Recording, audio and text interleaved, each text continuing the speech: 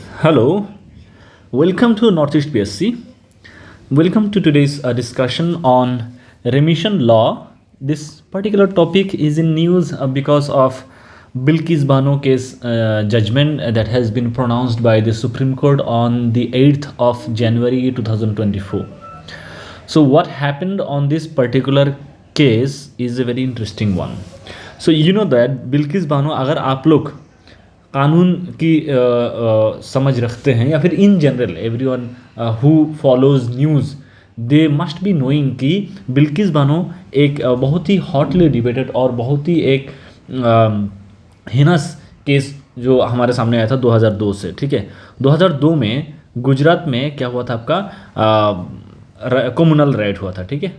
Communal right हुआ था, तो उस कम्युनल राइट के दौरान ये जो औरत हैं, ये जो इंसान हैं बिल्किस बानो, इनको कुछ लोगों ने मिलकर इनके साथ मतलब इनका गैंगरेप किया और इनके जो बच्चे थे, आपका इन्फेंट चाइल्ड थे, उसको मार दिया। इनके फैमिली मेम्बर में बहुत सारे लोगों को मार दिया। मतलब पूरी तरह से इनसे इनकी जो क्या कहते हैं इसका डिग्निटी, इनकी रेस्पेक्ट, इनकी जो आइडेंटिटी है, इनकी जो ऑनर है, इन तमाम चीज़ों को इनसे छीना गया। तो ये जब सरकार मतलब इन्होंने जब केस किया, तो केस करने के बाद सुप्रीम कोर्ट ने इस केस को, बिल्किस बानो के केस को गुजरात हाई कोर्ट से ट्रांसफ़र किया। कहाँ पर इसको भेज दिया, कहाँ पर, महाराष्ट्र हाई कोर्ट में। क्यों? क्योंकि गुजरात हाई कोर्ट की, अगर गुजरात हाई कोर्ट उस केस को सुनवाई करें जहाँ पर सारे कॉन्विक्ट गुजरात से हैं, जहाँ पर ये केस एक पॉलिटिकल केस है, तो वहाँ पर हो सकता है इम्पार्शियल जजमेंट ना मिले। तो 2004 में ये आपका उसके पास आया, महाराष्ट्र हाई कोर्ट के पास। फिर एक सीबीआई कोर्ट के द्वारा 11 लोगों को लाइफ इम्प्रिजनमेंट दिया गया, ठीक है। तो देने के बाद in the year 2022 one of this convicts ये क्या करते हैं, सुप्रीम कोर्ट के सामने आते हैं कि हमें क्या चाहिए, रेमिशन दिया जाए। क्योंकि हम जो है, जब हम लोगों के खिलाफ केस चल रही थी या फिर हम लोग को जब कन्विक्शन हुआ, उस वक्त गुजरात में क्या था, आपका गुजरात का एक स्टेट रेमिशन लॉ था। उस लॉ के तहत हमें आज के डेट में हमें उस लॉ के अंडर कंसिडर करके हमें रेमिशन दिया जाए। तो ये जब किया गया सुप्रीम कोर्ट के सामने, तो सुप्रीम कोर्ट के वहाँ से एक ऑर्डर आया मई 2022 में, कि सुप्रीम कोर्ट ने बोला कि ये डिसाइड करने के लिए, रेमिशन डिसाइड करने के लिए सबसे कॉम्पिटेंट अथॉरिटी कौन है, गुजरात हाई कोर्ट है, ठीक है, गुजरात हाई कोर्ट है। तो फिर ये केस दोबारा गुजरात हाई कोर्ट के पास गया और फिर वहाँ पर जो आपका उसके गोधरा जेल कमेटी या फिर इस तरह के है गोधरा में, तो उन लोगों ने यूनानिमसली, ठीक है, यूनानिमसली ये जजमेंट दिया कि इन तमाम कॉन्विक्ट्स को रिमिशन दिया जाए। इन्होंने गुड कैरेक्टर दिखाए हैं, इन्होंने substantial amount of time jail में बिताए हैं, ठीक है, लगभग 14 साल ये लोग बिता चुके हैं, अभी they are eligible for remission. तो ये सारे चीज़ें हम यहाँ पर देख सकते हैं। ये एक ब्रॉड ओवरव्यू है। तो फिर ये जैसे इन लोगों को केस से मतलब इन लोगों का रिलीज़ किया गया, तो एक बहुत ही कंट्रोवर्शियल माहौल बन गया। बहुत सारे लोग इसको क्रिटिसाइज़ करने लगे, इस कोर्ट ऑर्डर को, ठीक है। ये यहाँ एक पॉलिटिकल मुद्दा भी बन गया, ठीक है। बहुत सारे फेमिनिस्ट जो स्कॉलर्स है, फेमिनिस्ट जो एक्टिविस्ट है, वो लोग यहाँ पर काफ़ी सक्रिय हो गए, एंड नेचुरली सो। तो हम लोग क्या देखते हैं कि ये केस फिर सुप्रीम कोर्ट के सामने केस आया कि हम लोग ये इसको रिकॉन्सिडर किया जाए। जो गुजरात हाई कोर्ट के द्वारा इन लोगों को रिलीज़ कर दिया गया है, वो केस फाइनली 8 जनवरी का उनका जजमेंट आया। और इस जजमेंट में बोला गया है कि मई 2022 में जो हम लोगों से वो लिया गया था, सुप्रीम कोर्ट का जो ऑर्डर लिया गया था, it was acquired through fraud. तो सोचिए, सुप्रीम कोर्ट के साथ फ्रॉड करके ये वो लिया गया था, ये गाइडलाइन लिया गया था, जहाँ पर सुप्रीम कोर्ट ये बोल रहे हैं कि इन तमाम कॉन्विक्ट्स की रेमिशन डिसाइड करने के लिए मोस्ट कॉम्पिटेंट अथॉरिटी कौन है, गुजरात हाई कोर्ट। तो ये सारे चीज़ हमें 8 तारीख को पता चला।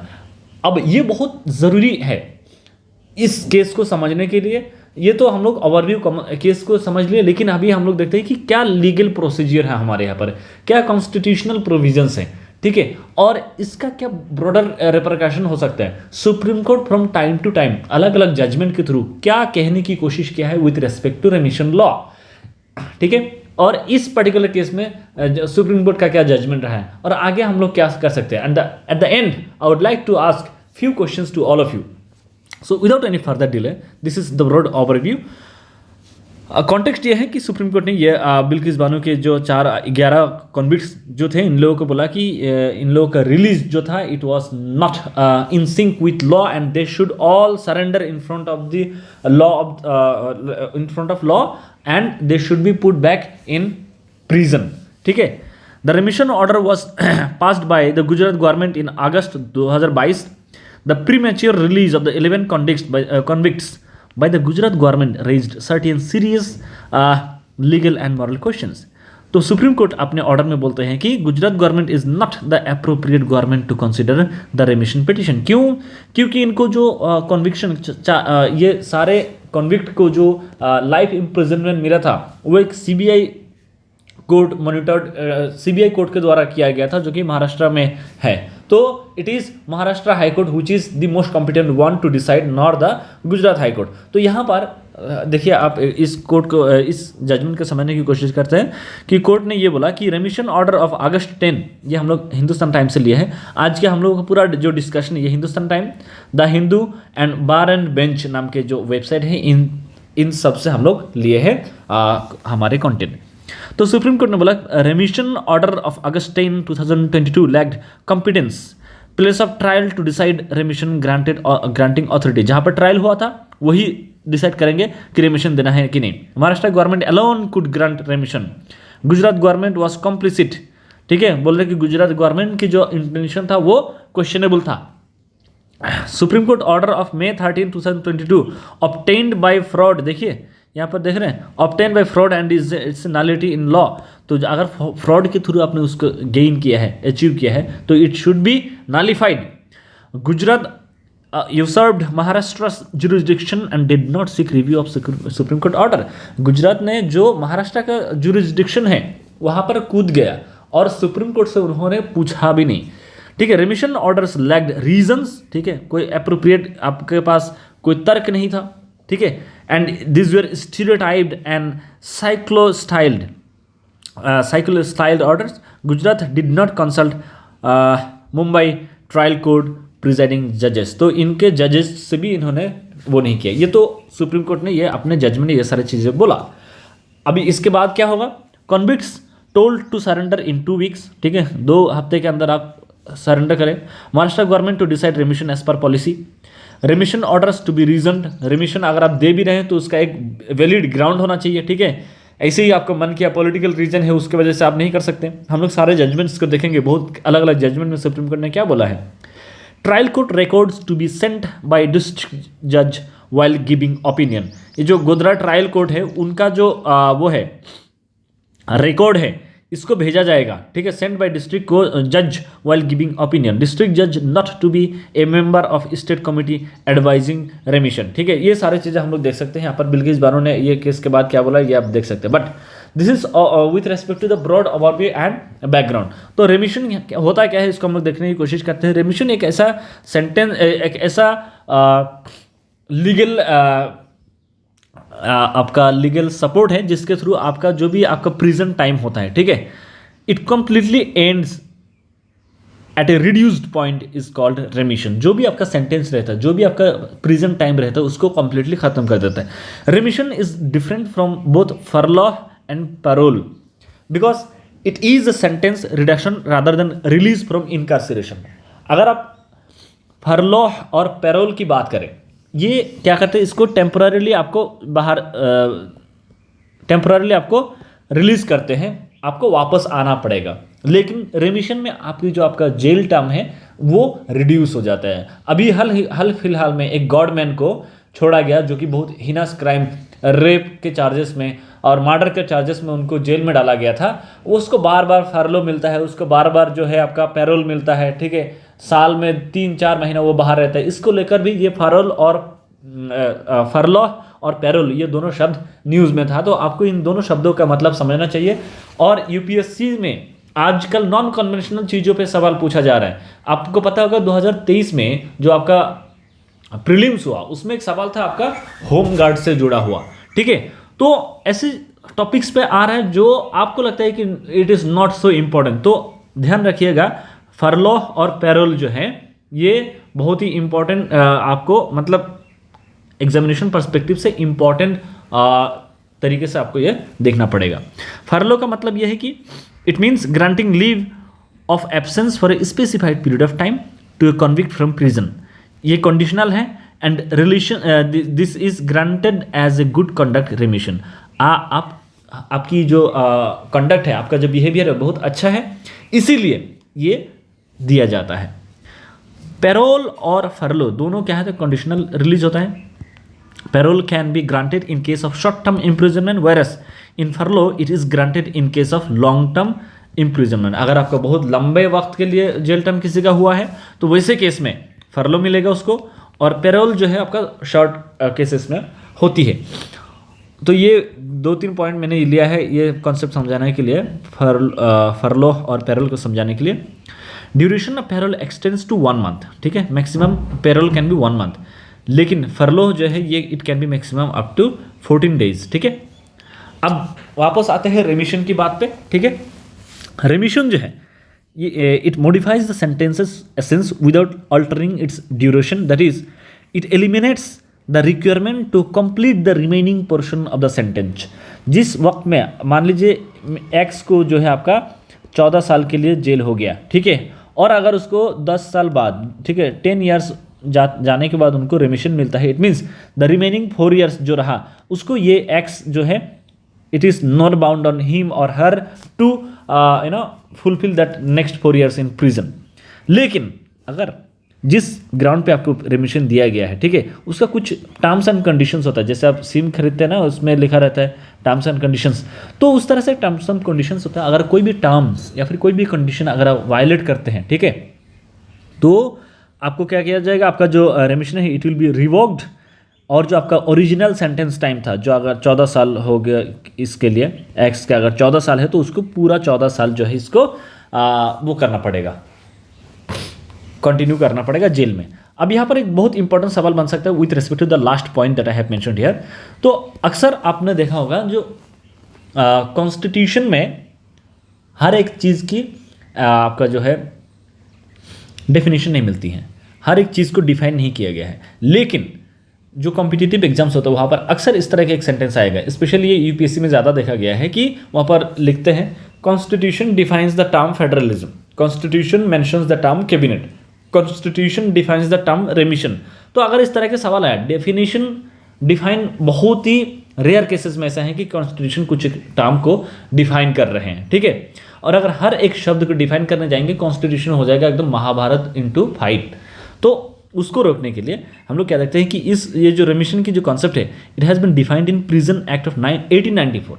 तो अगर आपको सवाल पूछा जाए कि remission has been defined briefly और broadly in our Indian constitution, the correct answer is wrong, okay. तो ये आपको याद रखना है। की टर्म्स आपको समझना है यहाँ पर, पार्डन क्या होता है, कम्यूटेशन, रेमिशन, रेस्पाइट, रिप्राइव, ये सब क्या होता है, सारे शब्दों को आपको ध्यान से देखना पड़ेगा। पार्डन की अगर हम बात करें, it removes both the sentence and the conviction and completely absolves the convict from all sentences, punishments and disqualifications. आपको अगर पार्डन मिला है मतलब आप you are just like a new born baby, सारे चीज़ आपसे धुल जाती हैं, ठीक है। आपको जो भी अगर आप बात करते हैं एक्स को पार्डन मिला है तो इसकी जो भी आपका सेंटेंस था, जेल टर्म था वो ख़त्म, उसका जो भी कन्विक्शन हुआ था वो भी ख़त्म, ठीक है, और किसी भी तरीके के उनको जो पनिशमेंट या फिर फाइन देना पड़ा वो सब खत्म हो जाएगा। This is pardon. कम्यूटेशन क्या होता है, it denotes the substitution of one form of punishment with a lighter form of punishment. For example a death sentence में be commuted to a rigorous imprisonment. तो बहुत जो आपका हेवी पनिशमेंट है उसको जो है आपका, या फिर जो आपका बहुत ही जो रिगोरस पनिशमेंट है उसको क्या किया जाता है, आपका लाइटर बनाया जाता है, उसको थोड़ा सा हल्का बनाया जाता है, ठीक है। ये होता है कम्यूटेशन। रेमिशन क्या होता है, it implies reducing the period of the sentence without changing its character, ठीक है। अगर आपको मिला है, आप मान लीजिए कि किसी को 7 साल का सज़ा हुआ है तो उसको 4 साल बाद अगर रेमिशन मिल रहा है तो उसका टाइम पीरियड घट रहा है। इसका मतलब ये नहीं कि अगर उसको रेमिशन हो रहा है तो उसको आज़ाद मतलब जेल के अंदर जो है पूरा एकदम अय्याशी वाला जिंदगी मिलेगा, नहीं, उनको बस उनका टाइम पीरियड कम हो जाएगा। रिस्पाइट का देखिए, रिस्पाइट का मतलब होता है राहत, ठीक है। It denotes avoiding a lesser sentence in place of one originally avoided due to some special facts, ठीक है, such as physical disability of a convict और the pregnancy of a woman offender. मान लीजिए किसी को काफ़ी रिगोरस, काफ़ी सख्त पनिशमेंट मिला है, लेकिन कुछ स्पेशल सर्कमस्टांसेस को मद्देनजर रखते हुए उस हार्श पनिशमेंट को लाइटर बनाया जाता है। उस हार्श पनिशमेंट को क्या किया जाता है आपका, देखिए आप बोलेंगे सर कम्यूटेशन और रेस्पाइट सेम सेम है क्या? नहीं, कम्यूटेशन तो दिया जाता है जेल अथॉरिटी के द्वारा, बट रेस्पाइट जो है आपका जो आपका कंडीशन है, ठीक है, स्पेशल सर्कमस्टांसेस से उसके ऊपर डिपेंड करता है। रिप्राइव क्या होता है? It implies A stay of the execution of a sentence specially of the death for a temporary period. और रिप्राइव ज़्यादातर डेथ सेंटेंस से जुड़ा हुआ होता है। अगर डेथ सेंटेंस आप मान लीजिए कि 28 फरवरी को किसी को डेथ सेंटेंस लगने वाला है, उस पर अगर टेम्पररी रोक लगा दिया जाए तो उसको बोलते हैं reprieve. Its purpose is to enable the convict to have time to seek pardon और कम्यूटेशन फ्रॉम द प्रेसिडेंट। और इस वक्त जैसे आपको रिप्रीव मिला, वो उस वक्त ये कॉन्विक्ट जो है प्रेसिडेंट के पास जा सकते हैं कि मुझे पार्डन या फिर कम्यूटेशन दिया जाए, ठीक है। तो ये सारे की टर्म्स आपको समझना पड़ेगा with respect to remission law की जब भी हम बात करें, ठीक है। Moving on to the next important phase कि कॉन्स्टिट्यूशन में रेमिशन से जुड़ा हुआ क्या क्या बातें जिक्र है। तो कॉन्स्टिट्यूशन आर्टिकल 72 में प्रेसिडेंट को पावर देते हैं, आर्टिकल 161 में गवर्नर्स को पावर देते हैं क्या करने के लिए? पावर टू पार्डन, सस्पेंड और रिमिट और commute a sentence pass by the court, ठीक है। तो ये प्रेसिडेंट को और गवर्नर को पावर दिया जाता है। प्रेसिडेंट और गवर्नर कौन है? एग्जीक्यूटिव हेड है। कहाँ की एग्जीक्यूटिव हेड? प्रेसिडेंट यूनियन की एग्जीक्यूटिव हेड और गवर्नर स्टेट की एग्जीक्यूटिव हेड होते हैं, ठीक है। तो इन दोनों के पास पावर है क्या करने का आपका? पार्डन, रिमिट, कम्यूट, इन सब चीज़ों का। तो प्रेसिडेंट क्या कर सकता है? अंडर आर्टिकल 72 प्रेसिडेंट को पावर है ये सबका, पार्डन, रिप्राइव, रिस्पाइट, रिमिट, ठीक है। तो ये सारी चीज़ें हम लोग as well as suspend, remit और कम्यूट ए पर्सन सेंटेंस, किसी एक व्यक्ति की जो आपका जेल टर्म है, किसी एक व्यक्ति की जो आपका प्रिजन टाइम है, उसको भी कम किया जा सकता है। This is applicable to anyone found guilty of any crime in any situation.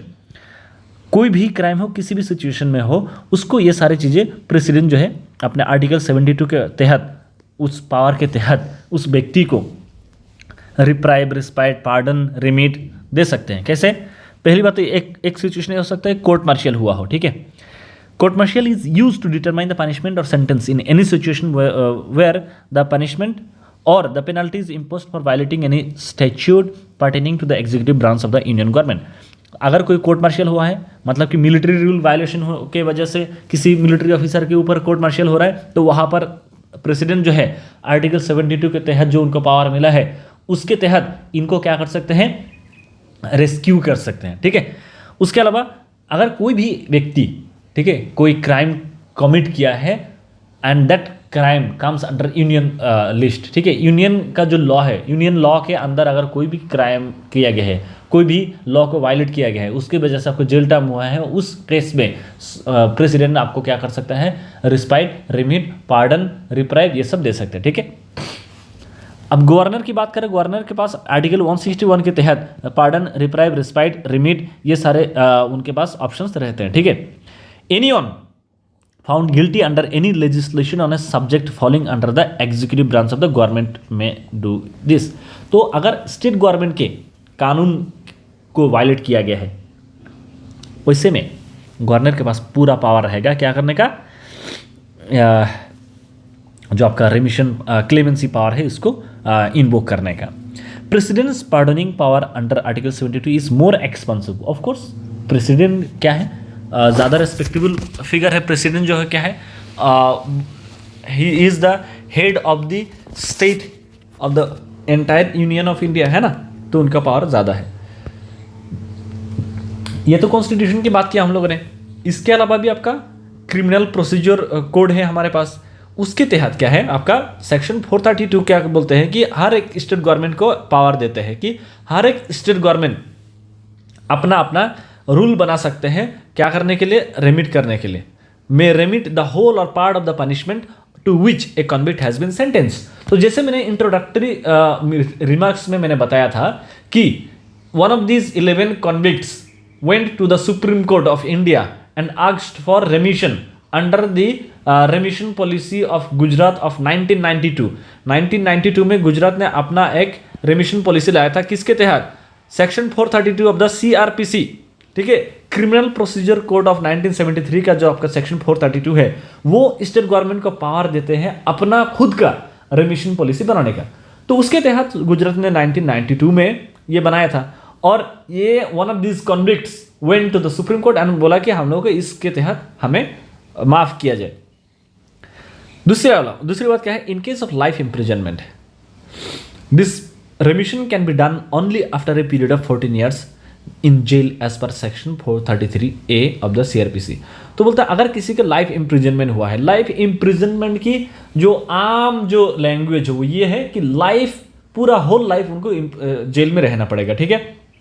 ऐसे में उस व्यक्ति को भी रेमिशन मिल सकता है, लेकिन उसके लिए पहले 14 साल उसको जेल में रहना पड़ेगा, उसके बाद हो सकता है ही और शी इज एलिजिबल फॉर रेमिशन, ठीक है। अब गवर्नर और प्रेसिडेंट की जो आपका रेमिशन पावर है उसके बीच में थोड़ा सा डिफरेंसेस है जो आपको जानना पड़ेगा। President has the authority to pardon, reprieve, respite, remit, suspend और कम्यूट ए डेथ सेंटेंस, ठीक है। ये डेथ सेंटेंस को भी डेथ सेंटेंस से जुड़ा हुआ पावर प्रेसिडेंट के पास है, लेकिन governor is unable to pardon the death sentence, है कि नहीं?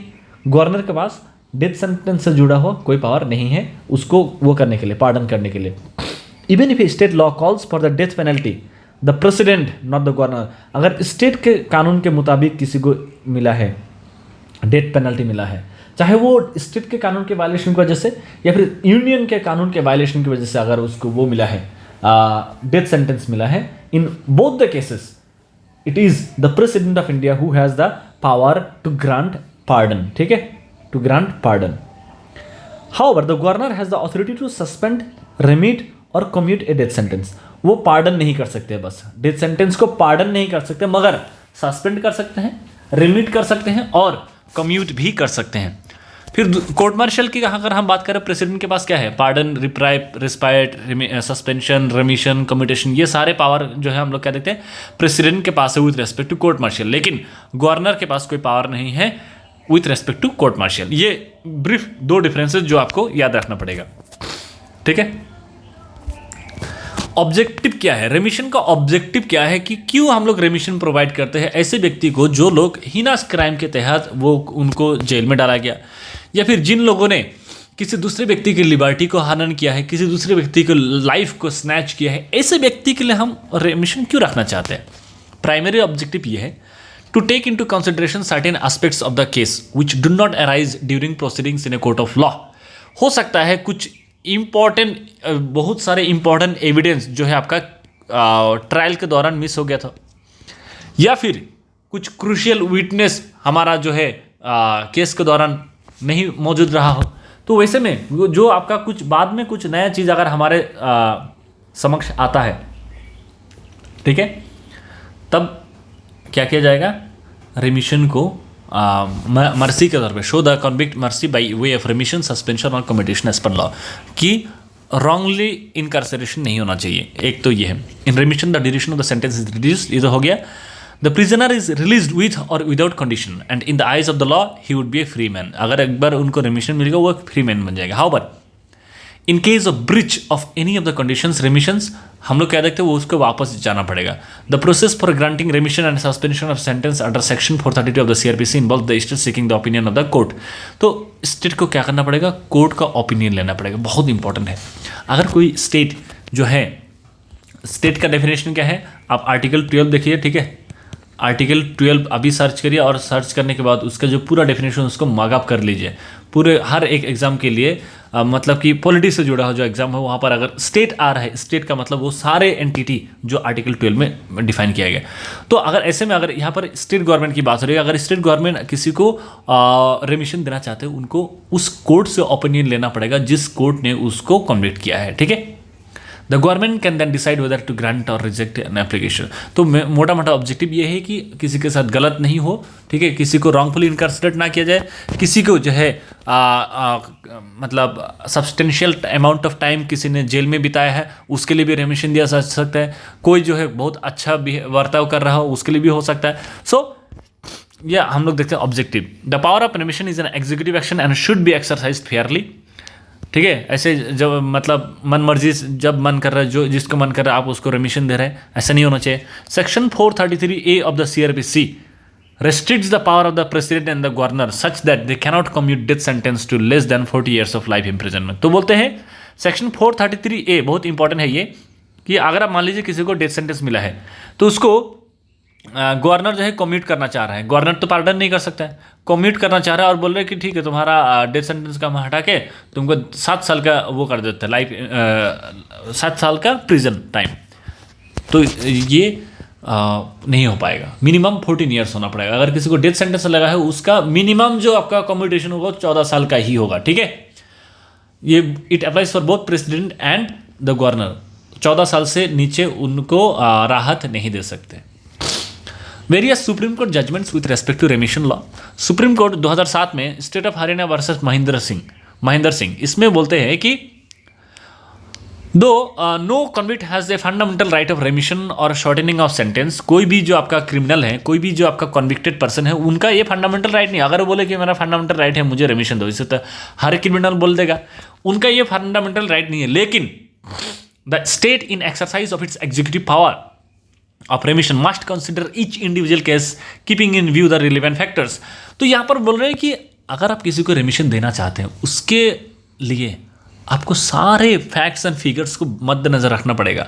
अगर आप 2002 में जो हुआ है बिल्किस बानो के साथ हुआ है, अगर उसकी बात करें आपको देखना पड़ेगा उस व्यक्ति के साथ क्या हुआ है। 11 लोग उनके साथ गैंगरेप किया है, उनकी एक इन्फेंट बच्ची को मार दिया, उनके पूरे परिवार में 7 लोगों को मार दिया। ऐसे में it is extremely heinous a crime, how can you give रेमिशन so arbitrarily. तो यहाँ पर ये 2007 में सुप्रीम कोर्ट बोलते हैं कि you must keep in mind the facts and figures of relevant case, ठीक है।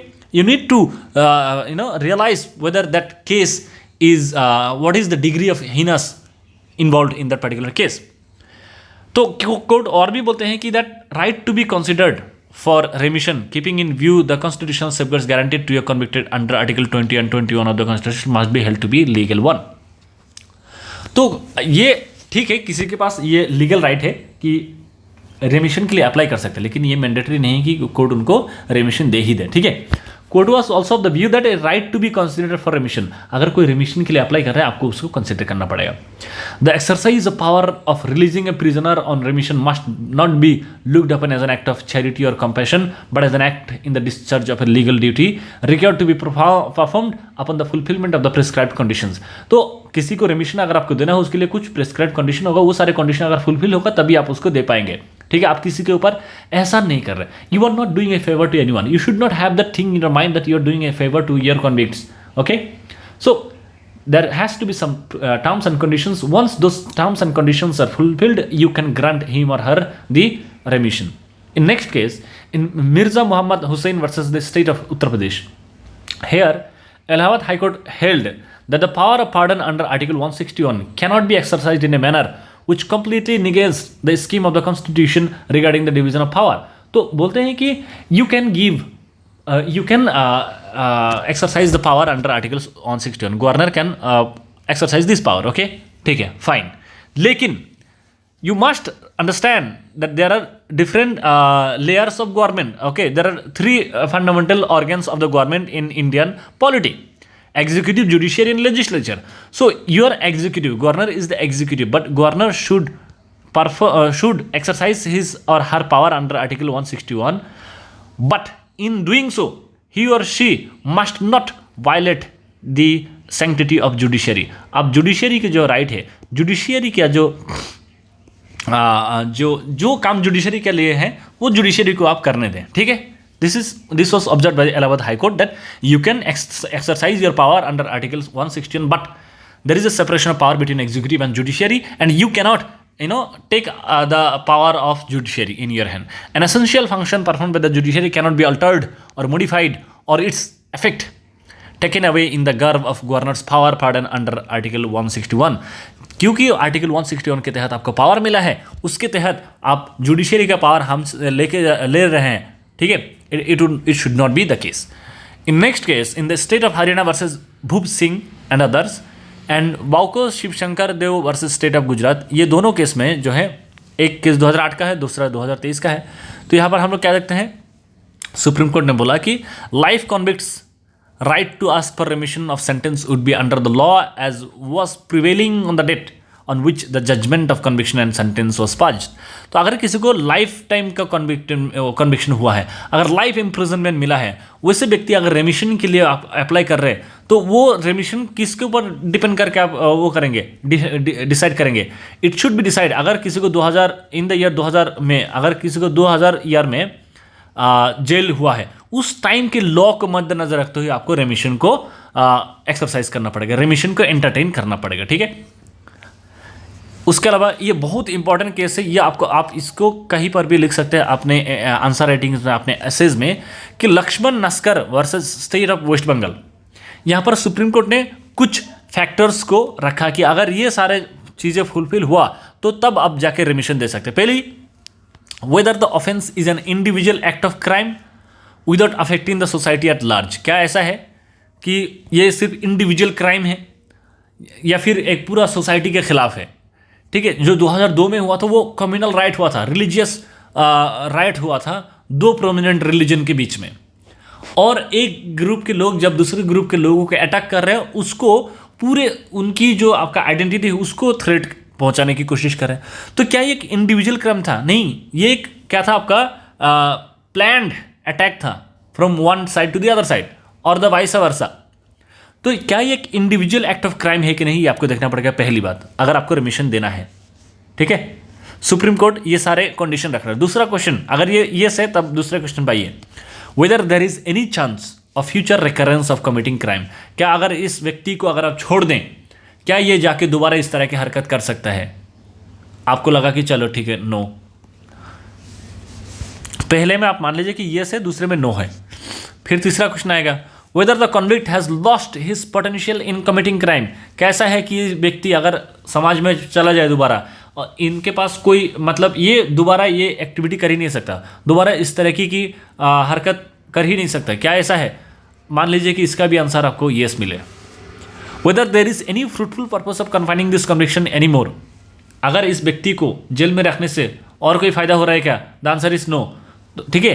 अगर आप मान लीजिए कि उनको रखना ना रखना बराबर है तो इससे बेहतर है छोड़ ही दिया। अगर ऐसा हुआ तो चलिए ये भी ठीक है। आखिरी क्वेश्चन है, socio economic condition of the convicts family. तो जो कन्विक्ट है, जो आपका क्रिमिनल है, उनकी फैमिली की कंडीशन देखिए। ये पांचों चीज़ आपको देखना पड़ेगा। सब में आपका डिजायर्ड सबको आप जब वो करेंगे, एनालाइज करेंगे, उसके बाद जो भी आपका निर्णय लिया जाएगा इस पांच क्वेश्चन के ऊपर होना चाहिए, ठीक है। तो अगर बिल्किस बानो केस की बात करें, पहला क्वेश्चन में ही इनको मिल जाता है नो, ये एक इंडिविजुअल एक्ट ऑफ क्राइम नहीं था, ये एक कम्युनिटी के खिलाफ था।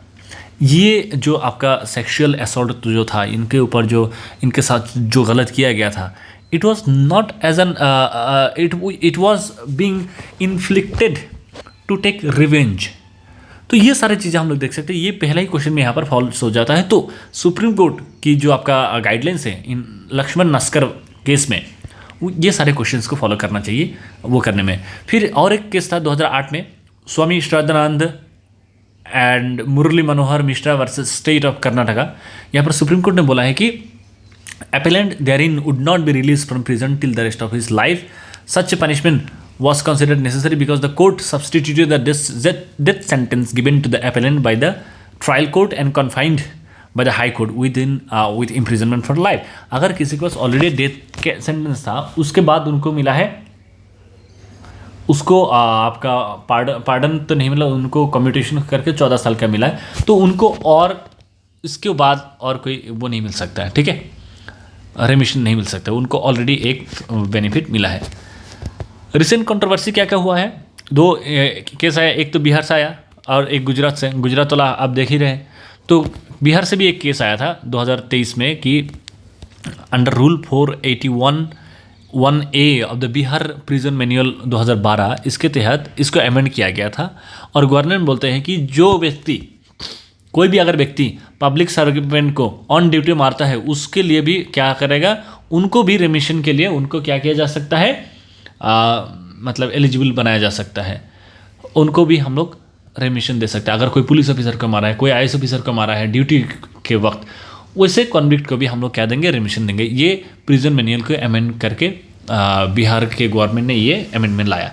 तो यहाँ पर एक आईएएस ऑफिसर था, बहुत पुरानी केस है, जहाँ पर उनको मारा गया था। एक बहुत ही कुख्यात डॉन है बिहार में, तो उसको एक पॉलिटिकल बेनिफिट देने के लिए ये अमेंडमेंट लाया गया था। तो earlier the rule prevented any such relief to the convict for murder of a civil servant on duty.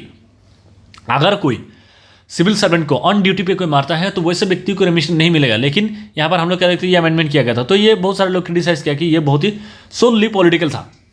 In second case आपने देखा कि 11 लोगों को रिलीज कर दिया गया था गुजरात के द्वारा, ठीक है। The sole assumption behind remission is that the convicts have repented, उनको क्या है, खेद है, उनको दुख हुआ है कि हमें ऐसा नहीं करना चाहिए, और ये इस वक्त में बदल गए हैं, ठीक है।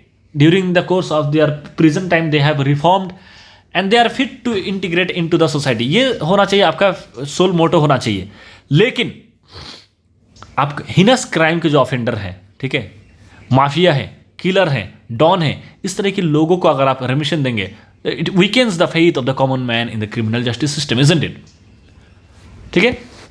तो सुप्रीम कोर्ट 8 तारीख को क्या बोला है इन्होंने, in its order category held that the Gujarat government is not appropriate government to consider remission. कौन है, महाराष्ट्र गवर्नमेंट, ठीक है, पहली बात। दूसरा है कि इट हेल्ड दैट मई 2022 वाला जो सुप्रीम कोर्ट का ऑर्डर था, order of the supreme Court in May 2022, ये हम लोगों से कैसे लिया गया था, it was obtained through fraud.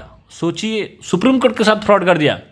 Hence it held the May 2022 order of the supreme Court to be a nullity. तो सुप्रीम कोर्ट ने मई 2022 में जो ऑर्डर दिया था, it is null and void, ठीक है। तो जो व्यक्ति, सोचिए, सुप्रीम कोर्ट के साथ फ्रॉड करके ये वो करना, ये ऑर्डर हासिल करना, सुप्रीम कोर्ट को गुमराह करके सिर्फ इस व्यक्ति, इन सब लोगों को रिलीज करने के लिए, सोचिए कितना बड़ा कमिटमेंट होगा उन तमाम लोगों को बचाने के लिए, या फिर उन तमाम लोगों से कुछ फायदा लेने के लिए, ठीक है। क्योंकि इलेक्शन था, आप देख सकते हैं वहाँ पर इलेक्शन में बहुत सारे लोग इस तरह से क्रिटिसाइज किया कि इलेक्शन का ये मूव था। तो हम क्या कर सकते हैं, पहली बात तो यह है, concomitantly it is great injustice to the victims and the families of the victims। अगर आप इस तरह की लोगों को छोड़ते हैं तो उनके जो विक्टिम की फैमिली है उनके लिए बहुत बड़ी इंजस्टिस है। उनको लगता है कि we are being wronged for the second time. एक बार जब हमारे साथ क्राइम हुआ था, दूसरा ये सारे क्रिमिनल को आप जब बाहर खुला छोड़ रहे हैं, ठीक है। Such families must be provided an opportunity to be heard. अगर ऐसे क्रिमिनल को अगर आप छोड़ना चाहते हैं तो विक्टिम की फैमिली से एक बार राय लिया जाए ज़रूर। दूसरी बात, remission granted for political reason has a serious impact on the society. सिर्फ पॉलिटिकल रीजन की वजह से अगर आप रेमिशन दे रहे हैं तो हमारे समाज के लिए और क्रिमिनल जस्टिस सिस्टम के लिए इट्स अ बिग चैलेंज। और ये यहाँ पर जुडिशियल स्क्रूटिनी होना चाहिए, ठीक है। जुडिशियरी से पूरी तरह से आपको ओपिनियन लेना पड़ेगा। जुडिशियरी जो बोलते हैं उसको आपको याद रखना पड़ेगा। The rampant abuse of remission laws by political parties in recent years demonstrates that judicial intervention is imperative। तो जुडिशियल इंटरवेंशन होना चाहिए कहाँ पर, जो आप देखते हैं रेमिशन लॉ की जब हम बात करते हैं वहाँ पर जुडिशियल इंटरवेंशन ज़रूरी है। There must be a limitation on discretion exercise by the government.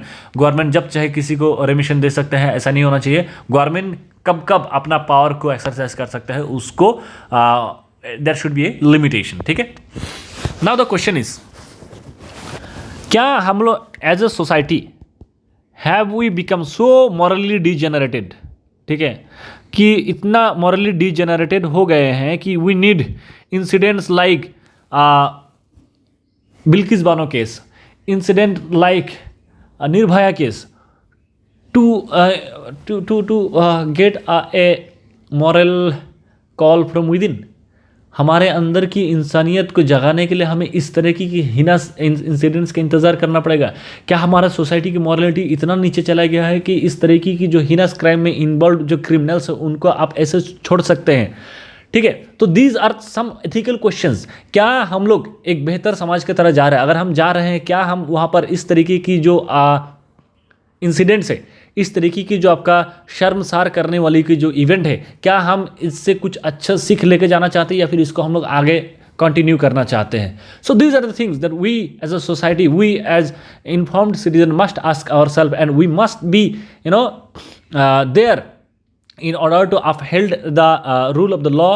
और हम लोग we must be vigilant, क्योंकि डेमोक्रेसी में जो है, जो हम लोग सिटीजन हैं, अगर हम अवेयर नहीं रहे, अगर डेमोक्रेसी में सिटीजन अगर वॉइस ओपिनियन नहीं करे, तो फिर कोई भी डेमोक्रेसी बहुत लंबे समय तक नहीं सर्वाइव कर पाएगा। This is why it is our duty, all of our duty to held our executive responsible for their actions. तो यहाँ पर जिस तरह से इन लोगों ने रेमिशन प्रोवाइड किया था 11 कॉन्विक्ट्स को, it has to be question, it was suppose to be question. Thankfully, it has finally been upheld by this apex court of the country. So this is all with respect to this discussion.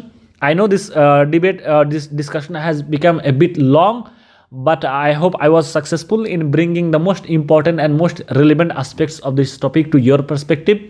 If you have any doubt, any question, any confusion, any observation, any comment on any criticism, please put them in the comment box. Thank you so much. See you in the next video.